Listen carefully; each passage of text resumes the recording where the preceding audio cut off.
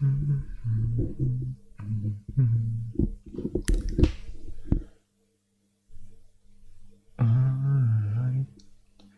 looks like we are live. Okay, let's continue. Let me open the table of content first. Okay, we are on chapter 15, and if I remember correctly, we are on section dynamic relocation, the hardware based relocation. Let me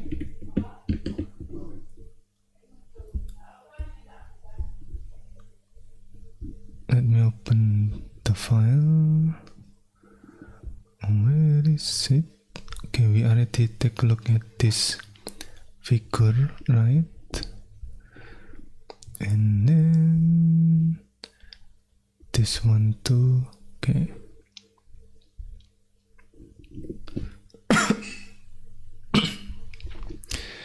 We are on this section, and well,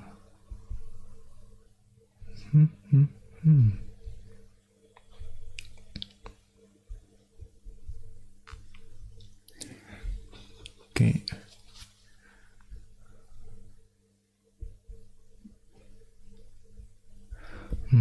Let me read it from this again.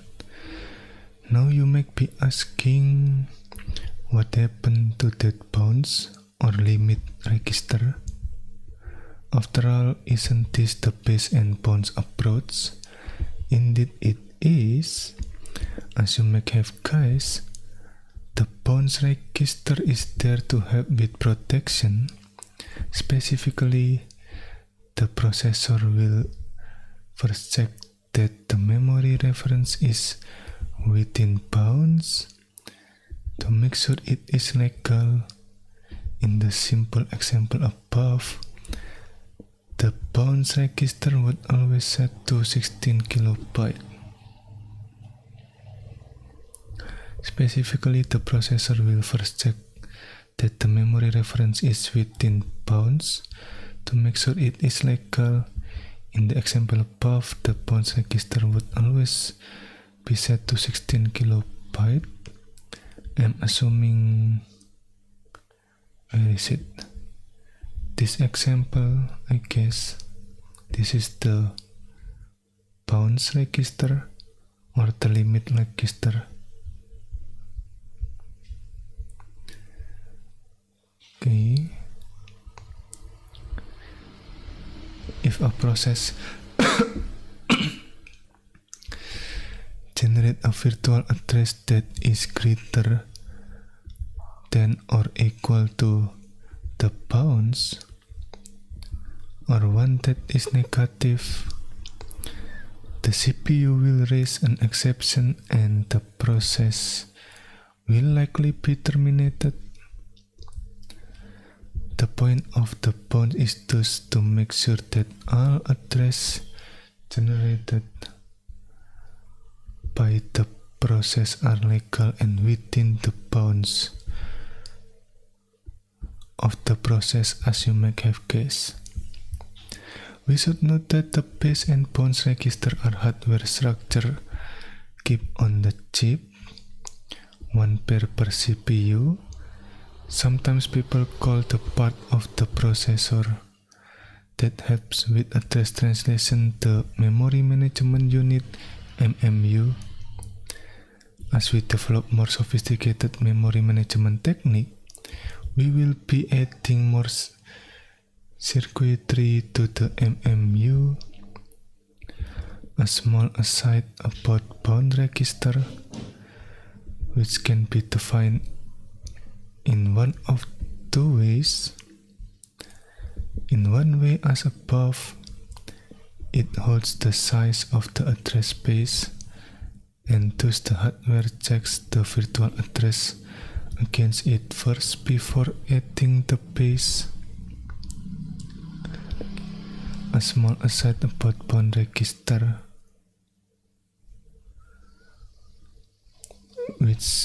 which can be defined in one of two ways. In one way, as above, right?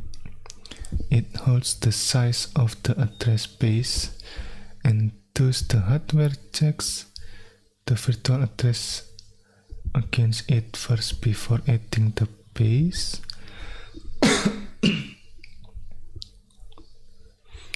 Okay. Hold the size of the address space, and thus the hardware check the virtual address against it first before adding the base. So we check the virtual address against the size of the address space, I guess, before adding it to the base. In the second way, it holds the physical address of the end of the address space, and thus the hardware first adds the base and then makes sure the address is within bounds. Both methods are logically equivalent. For simplicity, we'll usually assume the former method. I'm assuming this one, when we hold the size of the address space instead of the, what is it called? Instead of holding the physical address of the end of the address space. Okay. And then example translation. To understand address translation via base and bounds in more detail, let's take a look at an example. Imagine a process with an address space of size 4 kilobyte. Yes, unrealistically small. Okay. Imagine a process with an address space of 4 kilobyte. Okay. Has been loaded at physical address 16 kilobyte. Here are the results of a number of address translation. 0, okay. 16 kilobyte. Oh. Kilobyte, okay. 17 kilobyte. Oh, okay. 3000. Oh, interesting. And then fall out of bounds. As you can see from the example, it is easy for you to simply add the base address to the virtual address.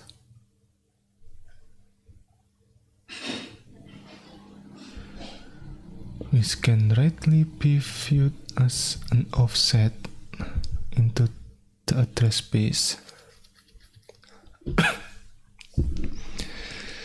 As you can see from the example, it is easy for you to simply add the base address to the virtual address, which can rightly be viewed as an offset into the address space. Maybe the offset is the base address here. Maybe. I mean, we are adding the base address to the virtual address, right? Okay, which can rightly be viewed as an offset into the address space. To get the resulting physical address, but yeah, but I feel like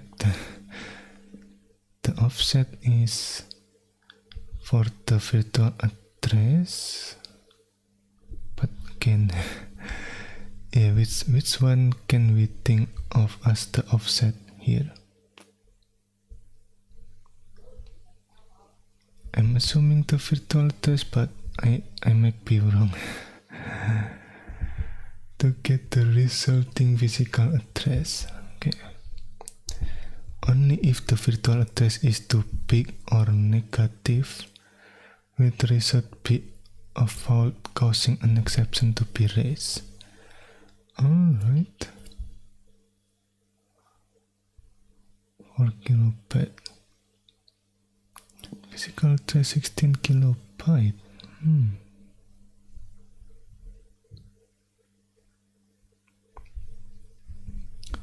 Okay, hardware support, a summary. Let us now summarize the support we need from the hardware. Also see figure 15.3, page 9. First, as discussed in the chapter on CPU virtualization, we require two different CPU modes. The operating system runs in privileged mode or kernel mode, right? Where it has access to the entire machine. Application run in user mode, where they are limited in what they can do. A single bit, perhaps stored in some kind of processor status word. Okay, that is new term, I guess. A single bit, perhaps stored in some kind of processor status word, indicates which mode the CPU is currently running in. Upon certain special occasion, for example system call or some other kind of exception or interrupt, the CPU switch mode. Okay, context switching from the previous chapter, I guess.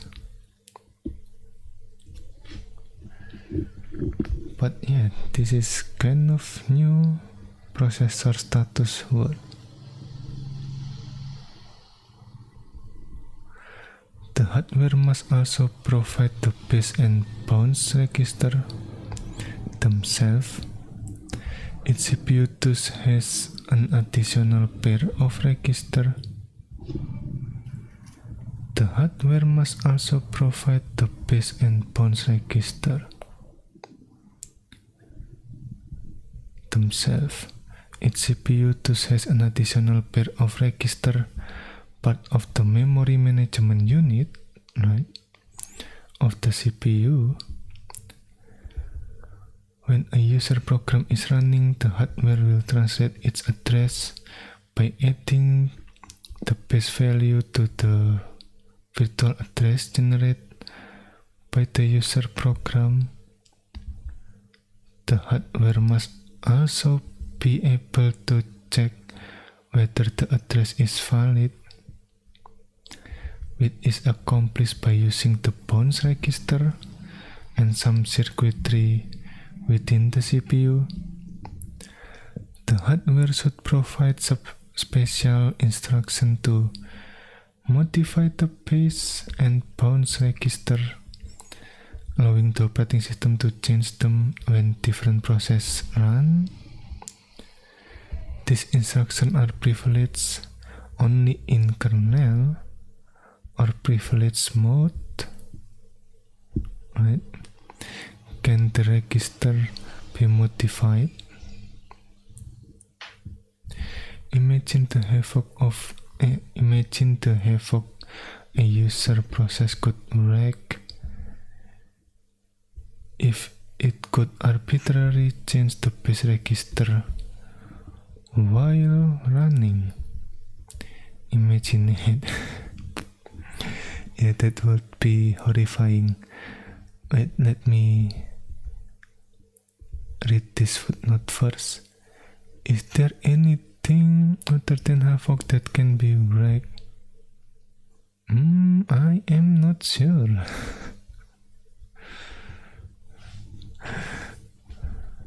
Aside, data structure, the free list. Oh, okay.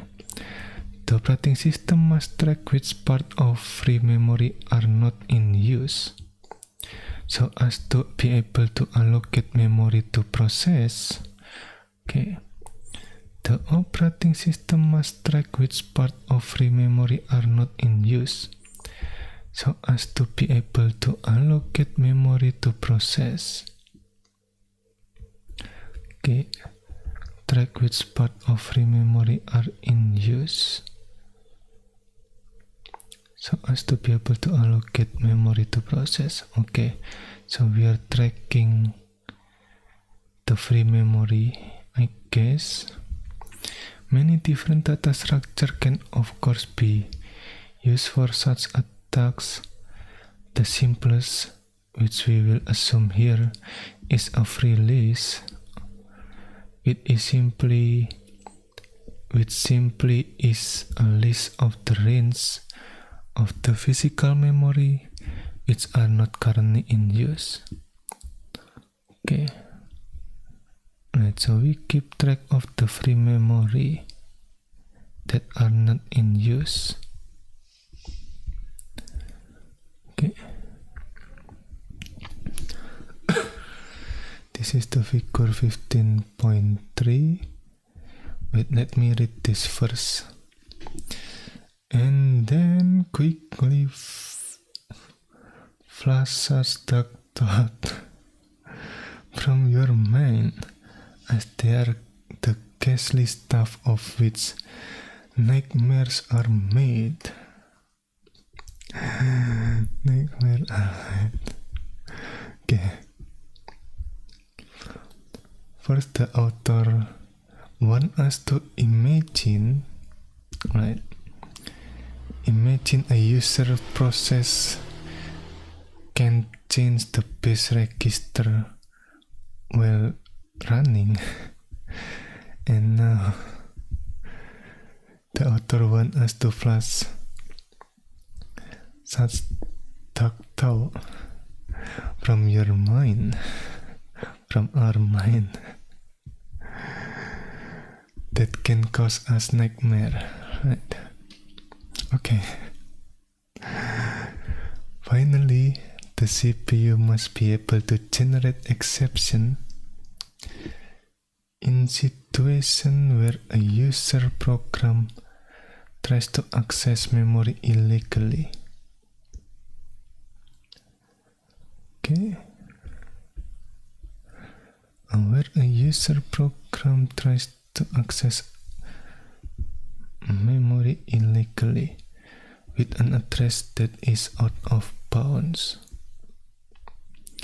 CPU must be able to generate exception in situation where a user tries to access memory illegally with an address that is out of bounds.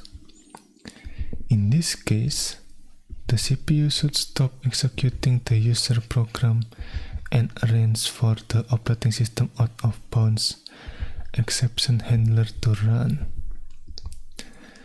The operating system handler can then figure out how to react, in this case likely terminating the process. Okay. CPU should stop executing the user program and arrange for the operating system out of bounds exception handler to run. The operating system handler can then figure out how to react, in this case likely terminating the process. Similarly, if a user program tries to change the values of the privilege base and bound register,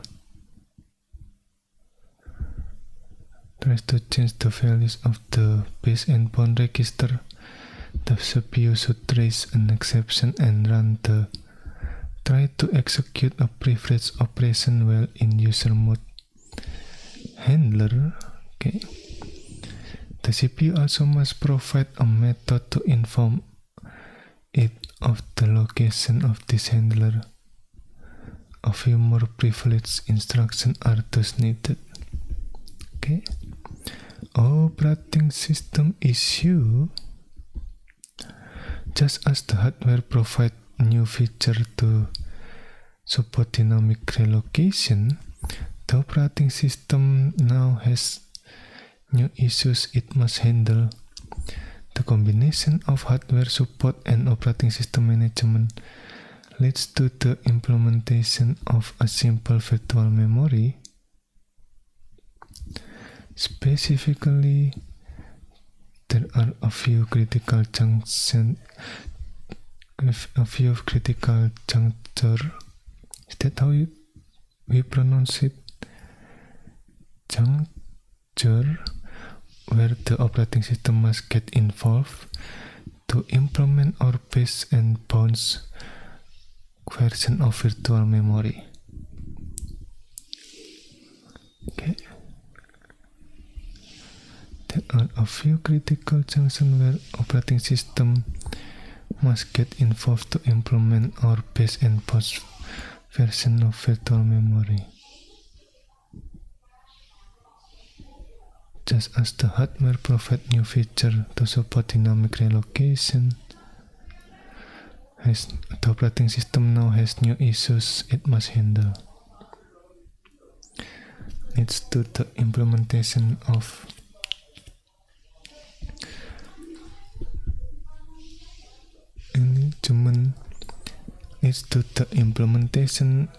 a simple virtual memory. Specifically, there are few critical junctions where the operating system must get involved to implement or base and bounds version of virtual memory. First, the operating system must take action when a process is created, finding space for its address space in memory. Fortunately, given our assumption that its address space is smaller than the size of physical memory and B, the same size, this is quite easy for the operating system. It can simply view physical memory as an array of slots and track whether each one is free or in use. When a new process is created, the operating system will have to search a data structure, often called a free list, to find room for the new address space and then mark it use. With variable size address space, life is more complicated, right? But we will leave that concern for future chapters. Right. I mean, again, if we need to have, base and bounds or limit register for every process, we will need, we will need a huge chunk of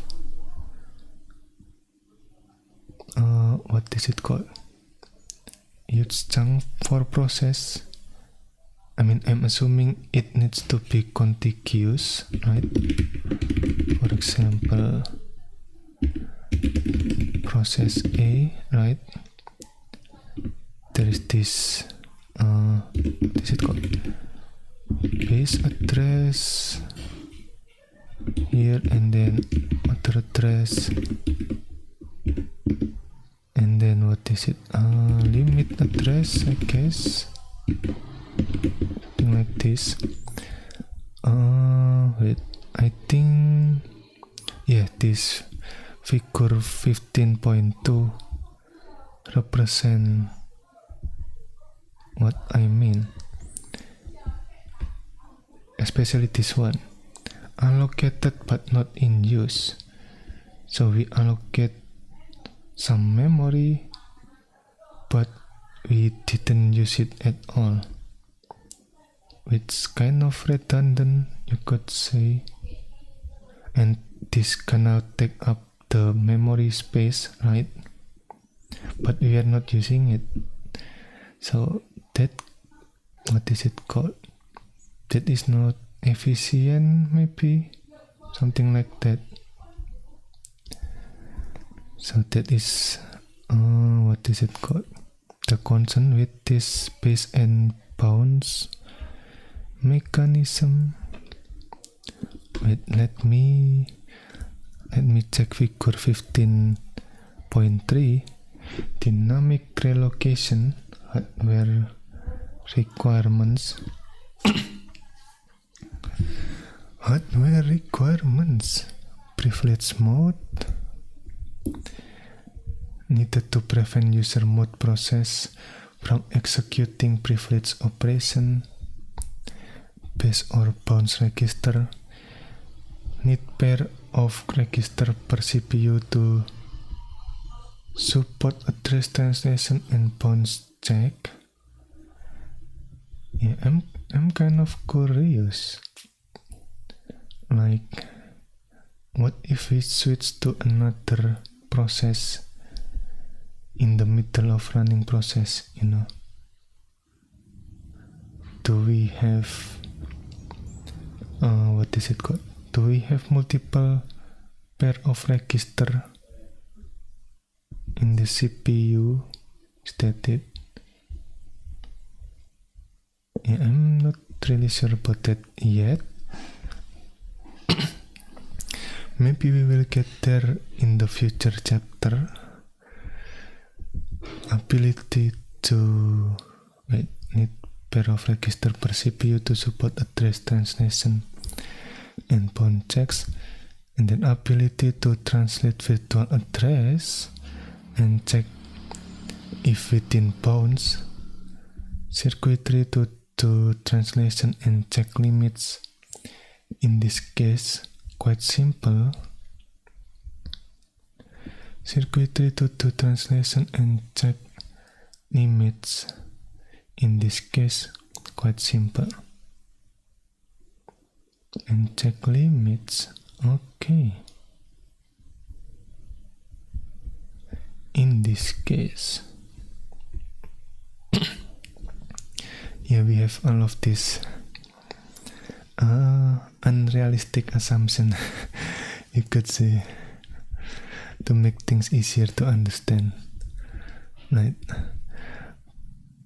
Privilege instruction to update base or bounds.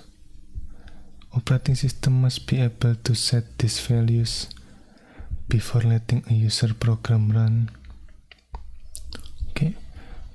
Privilege instruction to register exception handlers.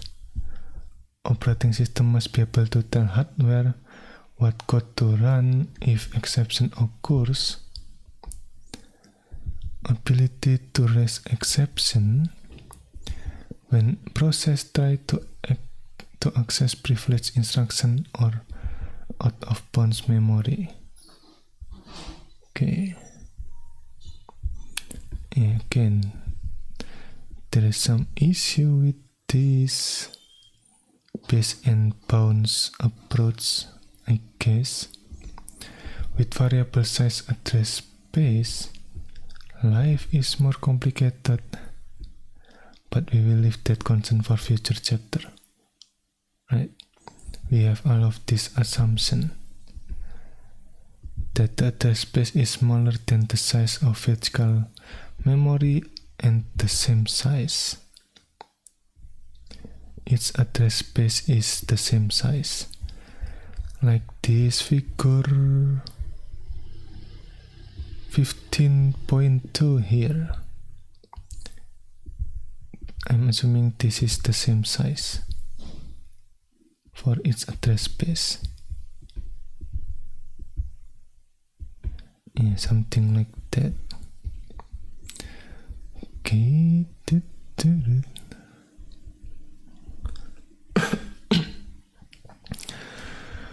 Okay. Figure 15.4. Dynamic relocation, operating system responsibility. Let me read this first. Memory management. Need to allocate memory for new process. Reclaim memory from terminated process. Generally manage memory via release. Need to allocate memory for new process. Reclaim memory from terminated process. Generally manage memory via release. Base or bounds management must set base or bounds properly upon context switch.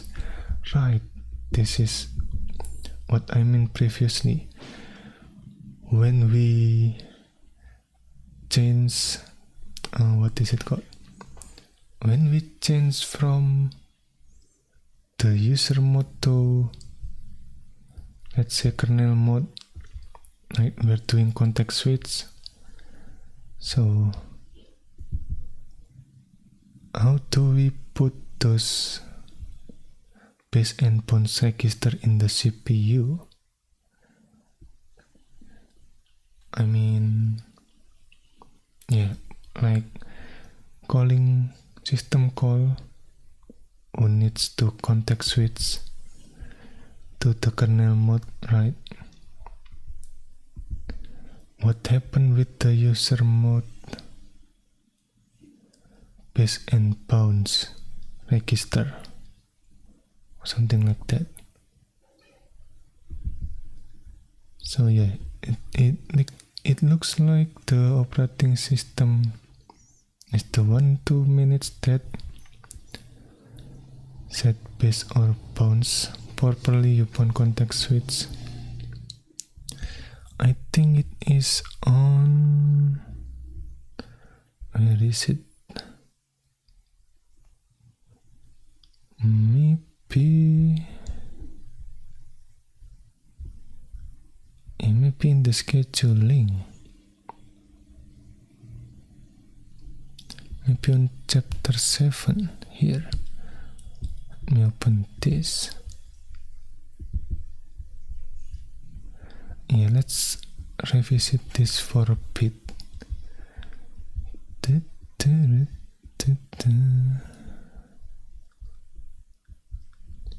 Oh, not this one.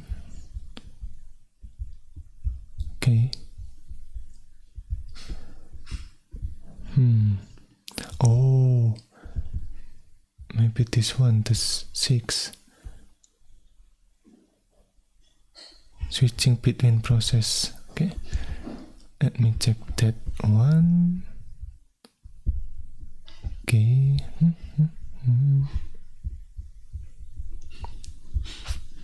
Right, something like this, but not that figure.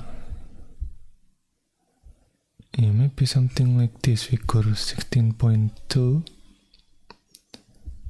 Right, we are in the kernel mode and then return to the user mode.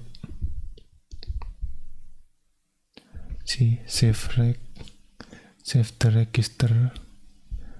Oh, to kernel stack. Okay. So we are saving the, what is it called? When we are switching context from user mode to kernel mode, we save the base and bound register here into the kernel stack, I assume.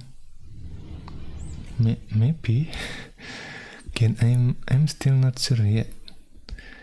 We will find out in the future, I hope. At least. Let's look at an example. In figure 15.2, page 5, you can see the operating system using the first slot of physical memory for each slave, and that it has relocated the process from the example above into the slot starting at physical memory address 32 kilobyte. The other two slots are free, 16 kilobyte until 32 kilobyte and 48 kilobyte until 64 kilobyte. Thus the free list should consist of these two entries. Second, the operating system must do some work when a process is terminated.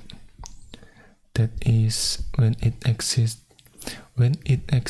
gracefully or is forcefully killed because it misbehaved, reclaiming all of its memory for use in other process or the operating system.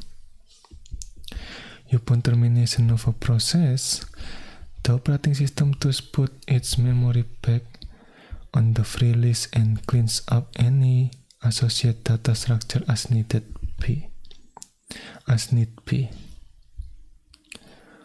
Okay, or is forcefully killed because it misbehave,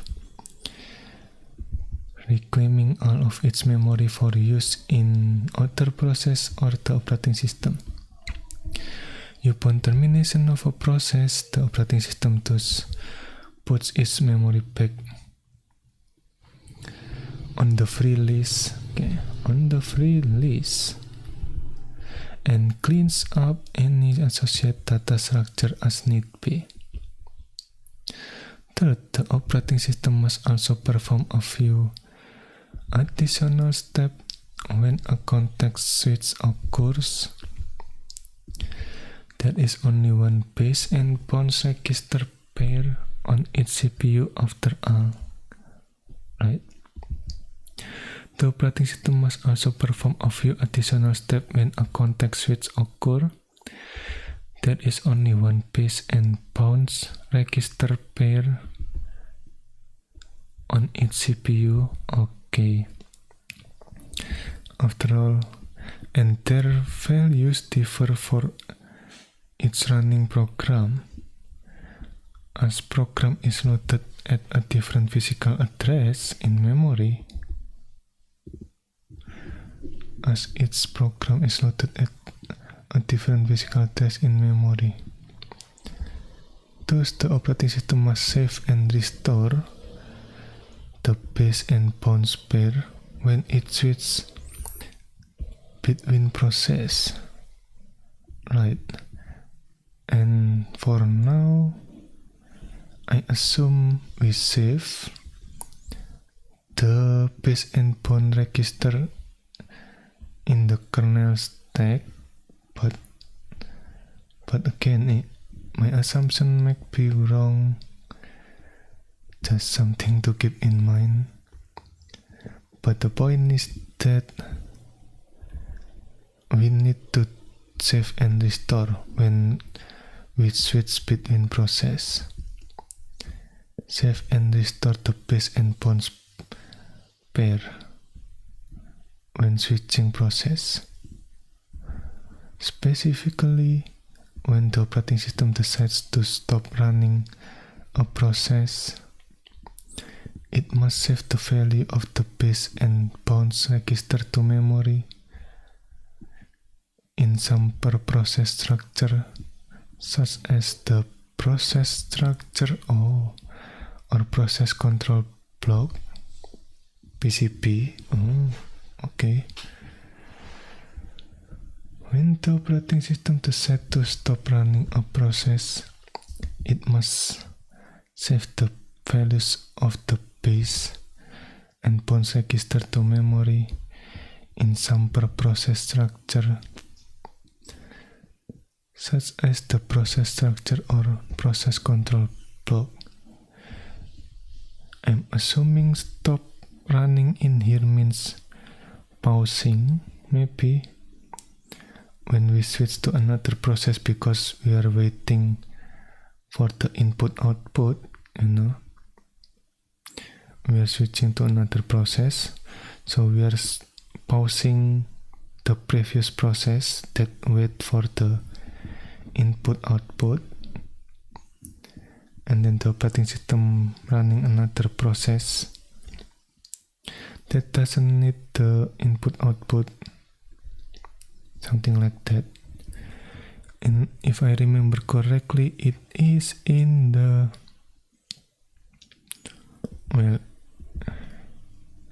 in this chapter, I guess, the process and interlude, in case you want to try out how it works with fork, wait, exec, and so on.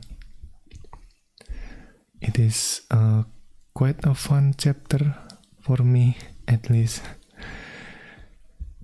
And yeah, don't skip this. This is also fun,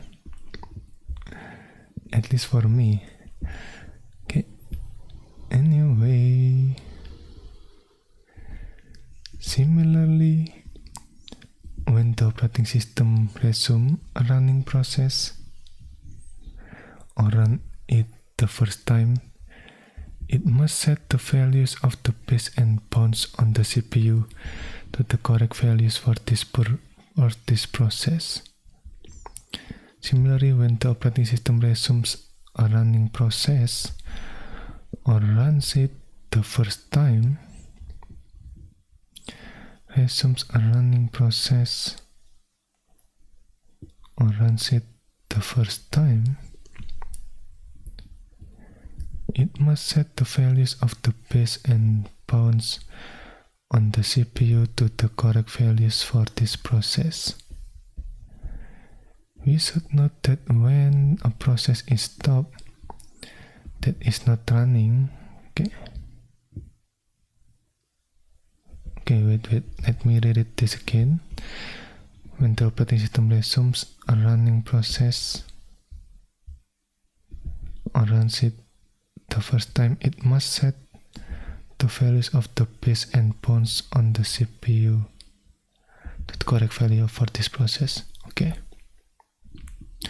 We should note that when a process is stopped that is not running, it is possible for the operating system to move an address space from one location in memory to another rather easily.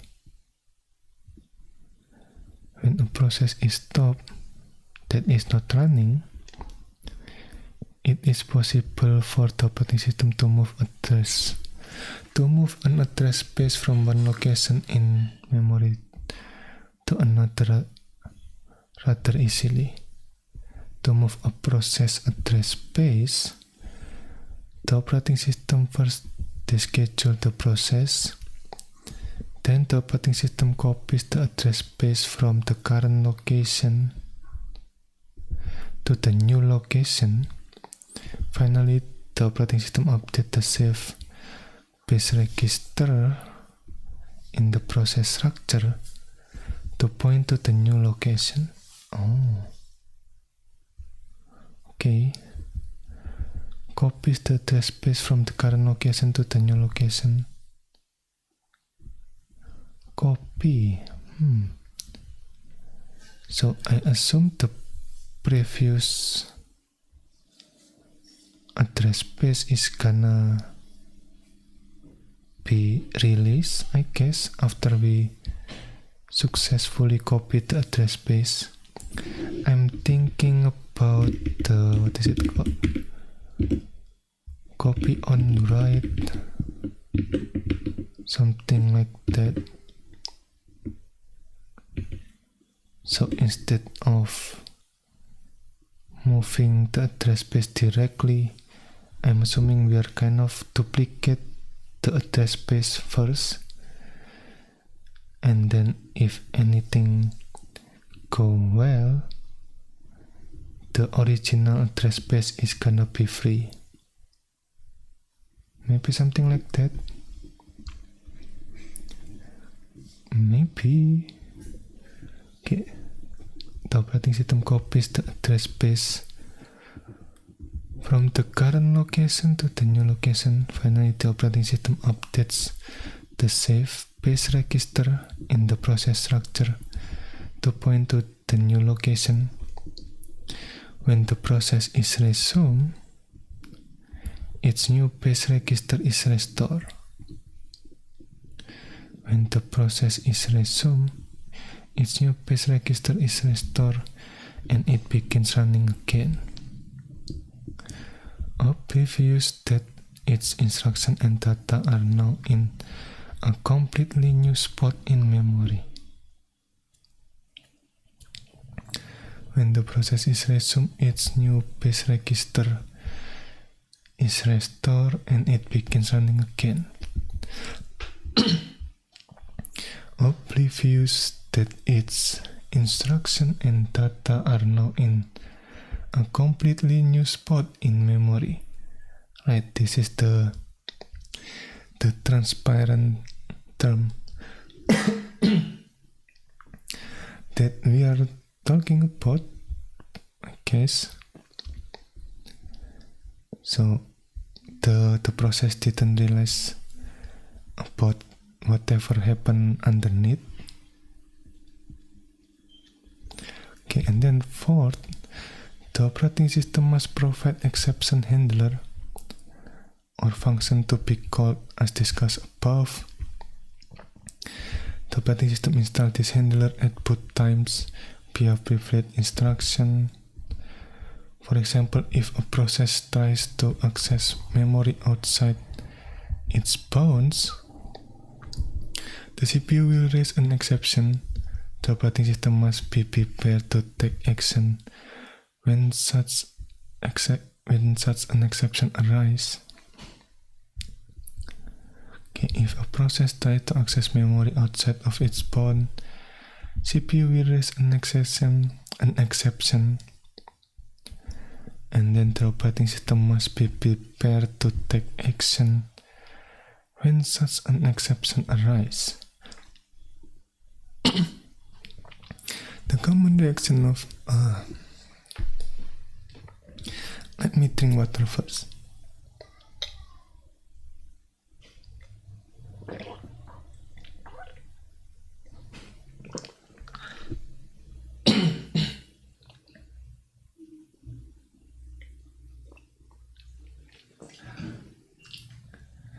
Alright.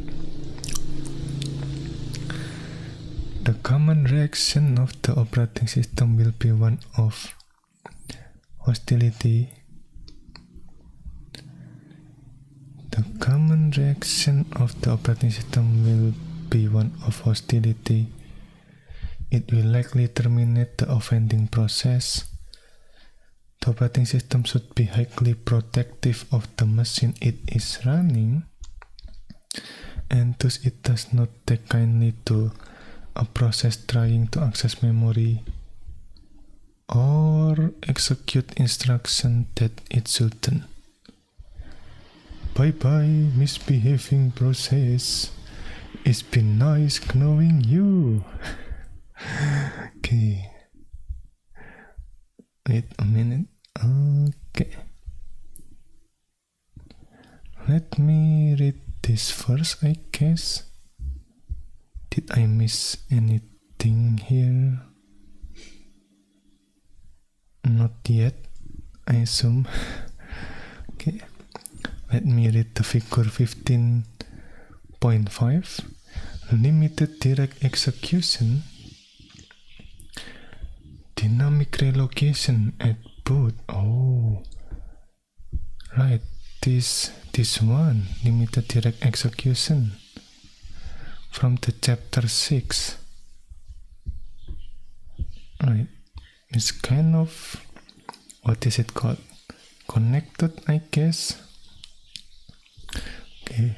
Operating system at boot, kernel mode, initialize thread table, remember a dash off, system call handler, timer handler,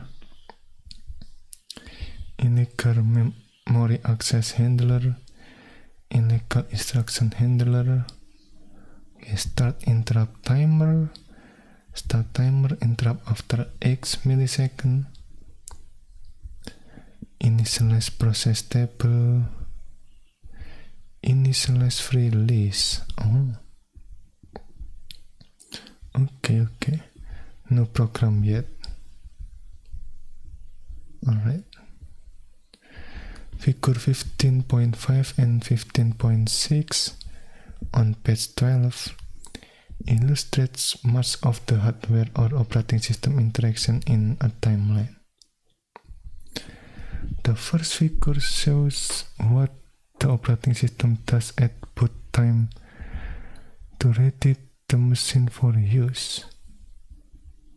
The first figure shows what the operating system does at boot time to ready the machine for use, and the second shows what happens when a process A starts running, not how its memory translation are handled by the hardware with no operating system intervention.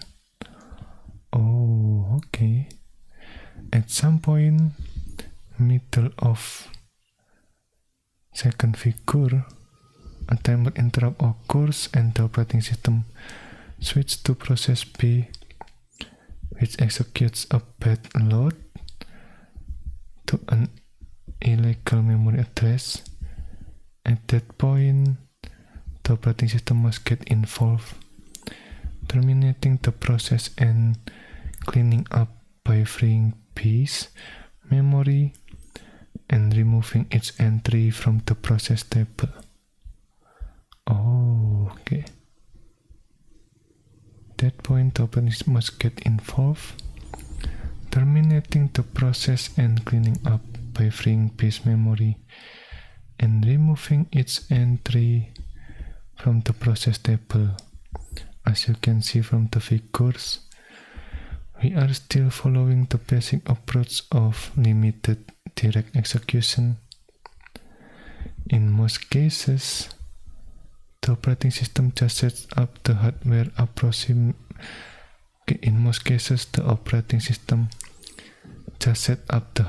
appropriately and lets the process run directly on the CPU.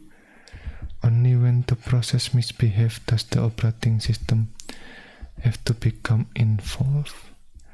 Okay. When the process misbehaves, does the operating system have to become involved? Alright, figures 15.6 here. At runtime, previously only boot time, so there is no program running yet. During the runtime, there is a program running. Okay. Hello Anodes, welcome.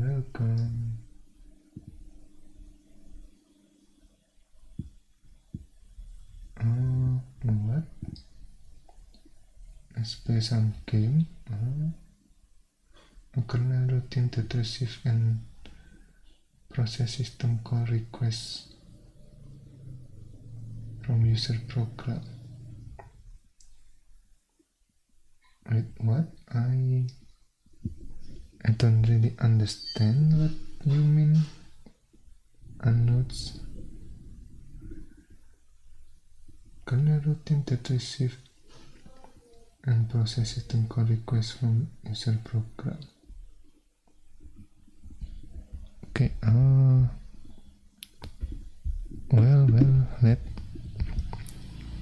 I guess let's continue this